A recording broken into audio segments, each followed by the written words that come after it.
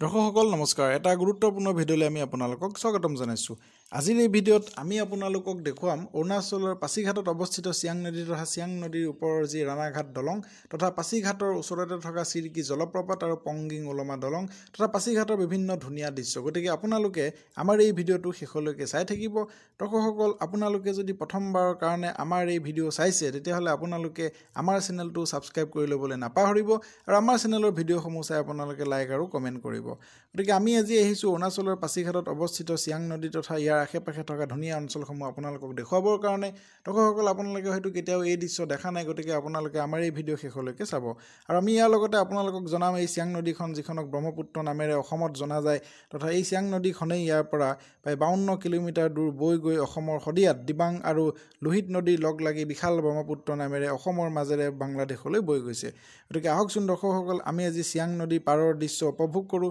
আৰু তাৰ লগে লগে আমি আপোনালোকক জনাম পাছিঘাটলৈ কিদৰে আপোনালোকে আহিব পাৰিব ইয়াত কিদৰে ফুৰিব পাৰিব দৰ্শকসকল আপোনালোকে যদি কেতিয়াবা পাছিঘাট ভ্ৰমণ কৰিবলৈ আহোঁ বুলি ভাবিছে তথা অৰুণাচলৰ মেচুকা গেলিং টুটিং আদি যিসমূহ চীনা সীমান্তৰ অঞ্চল আছে সেইসমূহ যদি ভ্ৰমণ কৰিবলৈ আহে তেতিয়াহ'লে আপোনালোকে গুৱাহাটীৰ পৰা তথা অসমৰ ডিব্ৰুগড় তিনিচুকীয়াৰ পৰা আপোনালোকে ইয়ালৈ অতি সহজেই আহিব পাৰে ইয়াৰ কাৰণে আপোনালোকে গুৱাহাটীৰ পৰা পোনপটীয়াভাৱে আপোনালোকে ৰেল যোগেৰে অসমৰ মুকংচেলেক ৰেল ষ্টেচনত উপস্থিত হ'ব পাৰিব আৰু মুকংচেলেক ৰেল ষ্টেচনৰ পৰা আপোনালোকে ৰুকচিন সীমান্তইদি আপোনালোকে আহি পাছিঘাটত উপস্থিত হ'ব পাৰিব অৰুণাচলৰ পাছিঘাটত উপস্থিত হ'বলৈ আপোনালোকক ৰুকচিনৰ পৰা বা মুকংচেলেক ষ্টেচনৰ পৰা প্ৰায় এঘণ্টা সময় লাগিব আৰু ইয়ালৈ যাতায়াত যোগাযোগ সহজ হয় আৰু আপোনালোকে একেৰাহে ইয়ালৈ গাড়ী লাভ কৰিব গতিকে আপোনালোকে চাওকচোন আমি আপোনালোকক দেখুৱাই আছোঁ পাছিঘাটৰ যি চিয়াং নদী যাক আমি ব্ৰহ্মপুত্ৰ নদী নামেৰে জানো সেই চিয়াং নদীৰ দৃশ্য আপোনালোকে চাওক আমি চিয়াং নদীৰ দলঙত উঠিলোঁ আৰু চিয়াং নদীখন আমি আপোনালোকক দেখুৱাইছোঁ তথা চিয়াং নদীৰ পাৰৰ যি ধুনীয়া দৃশ্য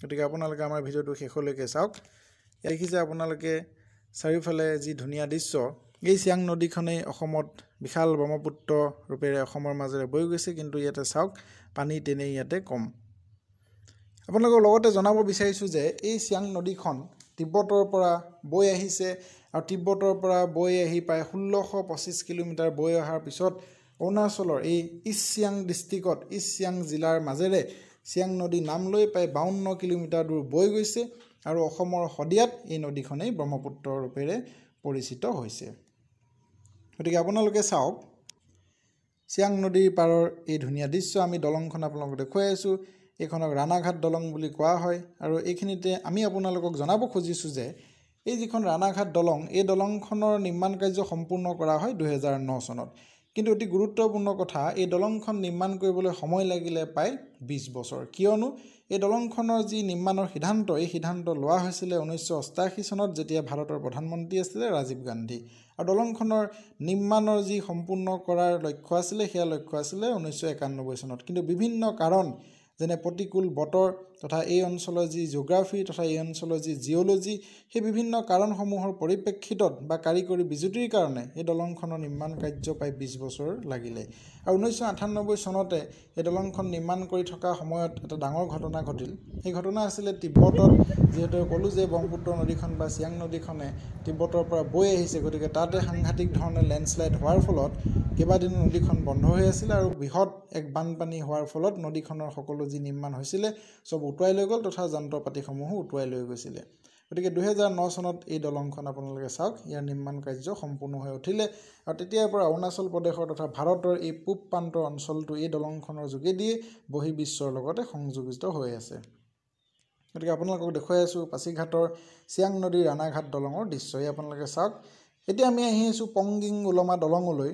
অতি ধুনীয়া এটা পৰিৱেশ কিন্তু ইয়াতে এটা সমস্যা আছে আমাৰ লগত অহা যিজন স্থানীয় যুৱক আছে তেওঁ জনোৱা মতে যিকোনো সময়তে ইয়াতে ভূমিস্খলন বা ওপৰৰ পৰা শিল খহি অহা দেখিবলৈ পোৱা যায় গতিকে আমি চাওঁ যে পংগিং ওলমা দলংখনত আমি উপনীত হ'বলৈ পাৰিম নে নোৱাৰিম আৰু তাৰ লগতে আমি আপোনালোকক ইয়াত দেখুৱাইছোঁ চাওক চিয়াং নদীৰ পাৰে পাৰে আমি আগবাঢ়িছোঁ সম্পূৰ্ণ এক ধুনীয়া পৰিৱেশ এইখনেই হৈছে চিয়াং বা ব্ৰহ্মপুত্ৰ নদী চাওক অতি ধুনীয়া ইয়াৰ পৰিৱেশ ইয়াতে অতি ঠেক হয় নদীখন এইখন নদীয়ে যে দিবাং আৰু লোহিতৰ লগ লাগি বিশাল ব্ৰহ্মপুত্ৰ ৰূপ গ্ৰহণ কৰিছে সেয়া হয়তো আমি ভাবিবও নোৱাৰোঁ এয়া চাওক আমি পংগিঙলৈ যোৱাৰ বাটতে এয়া আমি দেখিলোঁ ইয়াতে শিলাস্খলন হৈ আছে ওপৰৰ পৰা শিল খহি আহিছে দেখিছে আপোনালোকে এয়া প্ৰথমবাৰৰ কাৰণে আমি সন্মুখতে দেখি গ'লোঁ ভূমিস্খলন বা এই ওপৰৰ পৰা শিল খহি আহিছে গতিকে এইফালেদি এতিয়া আৰু আমি পংগিং ব্ৰিজলৈ যোৱাটো আমাৰ কাৰণে সম্ভৱপৰ নহ'ব। এই আপোনালোকে দেখিছে কিদৰে ওপৰৰ পৰা শিল খহি আহিলে।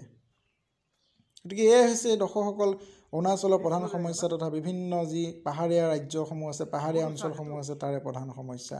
গতিকে আমি আহি উপনীত হ'লোহি চিয়াং নদীৰ পাৰত। আপোনালোকে চাওক অতি শান্ত সমাহিতভাৱে চিয়াং নদীখন তথা আমাৰ ব্ৰহ্মপুত্ৰ নদীখন ইয়াৰ বৈ গৈছে। দেখিছে আপোনালোকে ইয়াৰ পানী অতি সেউজীয়া আৰু ইয়াৰ পানী অতি চেঁচা হয়। যিহেতু বৰফৰ গলা পানী আহিছে আৰু এই স্থানীয় যুৱকজনে জনোৱা মতে এই চিয়াং নদীখনত মাছ ধৰিবলৈ আহোঁতে যদি কোনোবা পৰি যায়, নদীখনৰ সোঁতৰ পৰিৱৰ্তে নদীখনৰ যি ঠাণ্ডা বা পানীৰ যি ঠাণ্ডা তাৰ কাৰণে অতি সহজে ইয়াতে কোনোবা যদি পৰি যায় মৃত্যু ঘটি যোৱাৰ আশংকা থাকে। এয়া চাওক আমি দেখাইছোঁ চিয়াং নদীৰ পাৰৰ ধুনীয়া দৃশ্য। চাৰিওফালে পাহাৰ আৰু সেউজীয়াৰ মাজত অতি শান্ত সমাহিতভাৱে এই নদীখন বৈ গৈছে। নদীখন দেখাতে ইয়াতে লাগিছে যে বহুত সাংঘাতিক গভীৰ, কাৰণ পানীখিনি ইয়াৰ অতি সেউজীয়া। আপোনালোকে সোৱণশিৰি নদী আহিলেও সেই একেই সেউজীয়া পানী দেখে আৰু ইয়াতো সেই একেই সেউজীয়া পানী আমি দেখুৱাইছোঁ। চিয়াং নদীৰ পাৰৰ এই সেউজীয়া দৃশ্যই আপোনালোকে চাওক। আপোনালোকে যদি আমাৰ চেনেলটো ছাবস্ক্ৰাইব কৰা নাই, ছাবস্ক্ৰাইব কৰি ল'বলৈ নাপাহৰিব তথা কমেণ্টৰ যোগেদি জনাব আপোনালোকে আমাৰ এই ভিডিঅ' কেনেকুৱা পাইছে। গতিকে আমি এই চিয়াং নদীৰ পাৰত আছোঁ। এতিয়া আমি গৈ আছোঁ চিৰিকি জলপ্ৰপাতলৈ। আমি তথাপি দেখুৱাই লৈছোঁ চিয়াং নদীখনৰ ৰাণাঘাট দলঙৰ এক দৃশ্য বহু ওপৰৰ পৰা আমি আপোনালোকক ইয়াত দেখুৱাইছোঁ।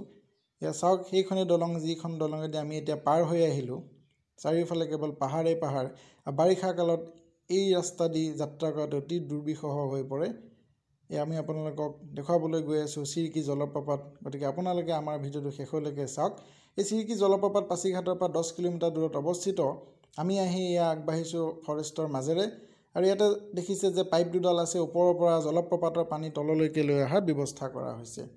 এয়া আমি ওপৰলৈ গৈ আছোঁ খটখটি বগাই। আৰু এই জলপ্ৰপাতলৈ আহিবলৈ আপোনালোকে 300 টকা দিব লাগিব যদি চাৰিচকীয়া বাহনো লৈ আহে, বা আপোনালোকে যিমানজন মানুহ আহিলেও চাৰিচকীয়া বাহন লৈ আহিলে 300 টকা ইয়াতে দিব লাগিব, তেতিয়াহে আপোনালোকে ওপৰলৈ যাব পাৰিব। আৰু অতি আচৰিতভাৱে এই টকা কোনো ধৰণৰ চৰকাৰৰ ৰেভিনিউ নহয়, আপোনালোকে এই টকা দিব লাগিব। ইয়াৰ স্থানীয় কেইজনমান যুৱক ফাইনেলি আমি আহি চিৰিকি ৱাটাৰফল পাই গ'লোঁ। চাওক আপোনালোকে চিৰিকি ৱাটাৰফল। আমি চিৰিকি ৱাটাৰফলত এজন বিশেষ ব্যক্তিক লগ পাইছোঁ। তেওঁ মধ্যপ্ৰদেশৰ হয়। তেওঁ গোটেই অৰুণাচল প্ৰদেশ ঘূৰি আছে, অসমো তেওঁ ভ্ৰমণ কৰিছে। তেওঁ অৰুণাচল প্ৰদেশৰ কিমিনৰ পৰা জিৰো দাপৰিজু হৈ মেচুকা হৈ বৰ্তমান পাছিঘাটত পাইছেহি। গতিকে আমি তেওঁক সুধিব বিচাৰিম তেওঁ অৰুণাচল কেনেকুৱা পালে বা তেওঁ অসম কেনেকুৱা পালে, তেওঁ এই বিষয়ে কি ভাবে। তো ছাৰ सारा अरुणाचल घूम गया, किमिन से दापोरिजो होके आ गया। कितना दिन लग गया आपको? लगभग 8 दिन लगा अभी, और अभी 3 से 4 दिन का और बाकी है। और बहुत ही खूबसूरत है अरुणाचल प्रदेश। और शायद हम जो प्रकृति से दूर हो जाते हैं वो दिन वापस इस अरुणाचल ने याद दिलाए हैं। अरुणाचल ने याद दिलाया है कि मैं इस भारत देश का फेफड़ा हूँ। मैं तुम्हें सांस देता हूँ, मैं तुम्हें पानी देता हूँ, और मेरे बिना तुम्हारा रहना शायद बहुत ही मुश्किल हो। ठीक है, थैंक यू।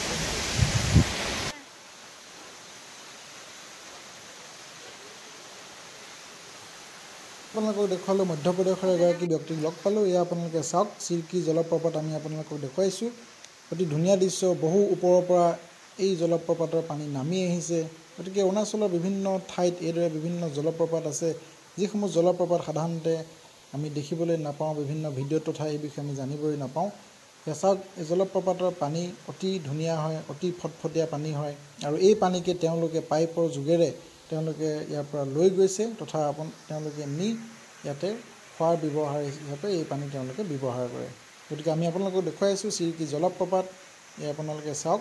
এইখিনিতে আপোনালোকক জনাব বিচাৰিছোঁ যে পাছিঘাট অঞ্চলটো এক সমতল অঞ্চল। এই অঞ্চলটো 1911 চনতে ব্ৰিটিছ ঔপনিৱেশিক শাসকে তেওঁলোকে ইয়াতে প্ৰশাসনৰ কেন্দ্ৰ হিচাপে গঠন কৰিছিলে, তথা পৰৱৰ্তী সময়ছোৱাত পাছিঘাট অঞ্চলটোকে অৰুণাচলৰ ৰাজধানী হিচাপে স্থাপন কৰিবৰ কাৰণে চেষ্টা চলোৱা হৈছিলে। আৰু পাছিঘাট অঞ্চলত বিশেষভাৱে আদি জনজাতীয় লোকসকল বাস কৰে, আৰু পাছিঘাট যিটো নাম, পাছি যিটো নাম, সেই পাছি নামটো আহিছে আদিসকলৰ এটা উপজাতি পাছি, তেওঁলোকৰ নামৰ পৰাই এই পাছিঘাট নামটো আহিছে। গতিকে আপোনালোকে এই অঞ্চল অতি সহজে ভ্ৰমণ কৰিব পাৰে, আমি ইতিমধ্যে আপোনালোকক জনালোঁ। এয়া চাওক অতি সুন্দৰ দৃশ্য চিৰিকি জলপ্ৰপাতৰ। আমি চাৰিওফালৰ পৰিৱেশ আপোনালোকক দেখুৱাই আছোঁ গতিকে আপোনালোকে যদি পাছিঘাট ভ্ৰমণ কৰিবলৈ আহে ইয়াৰ পৰা আপোনালোকে ৰয়িঙলৈ যাব পাৰে ৰয়িঙৰ পৰা নামচাই হৈ আপোনালোকে আকৌ ডিব্ৰুগড় তিনিচুকীয়াৰ মাজেৰে অসমলৈ যাব পাৰে ঠিক সেইদৰে ইয়াৰ পৰা আপোনালোকে আলঙলৈ যাব পাৰে আলঙৰ পৰা আপোনালোকে দাপৰিজু হৈ জিৰো হৈ কিমিন হৈ আপোনালোকে লখিমপুৰৰ মাজেৰে আপোনালোকে অসমৰ বিভিন্ন ঠাইলৈ যাব পাৰে গতিকে বৰ্তমান সময়ত অৰুণাচলৰ যি যাতায়াত যোগাযোগ ব্যৱস্থা সেই যাতায়াত যোগাযোগ ব্যৱস্থা পূৰ্বৰ তুলনাত যথেষ্ট ভাল হৈছে গতিকে দৰ্শকসকল আপোনালোকক জনাইছোঁ যে আপোনালোকে আমাৰ চেনেলৰ ভিডিঅ' যদি প্ৰথমবাৰৰ কাৰণে চাইছে তেতিয়াহ'লে আপোনালোকে আমাৰ চেনেলটো ছাবস্ক্ৰাইব কৰি ল'ব তথা আপোনালোকে আমাৰ চেনেলৰ ভিডিঅ' চাই কেনেকুৱা পালে আপোনালোকে কমেণ্টৰ যোগেদি জনাবলৈ নাপাহৰিব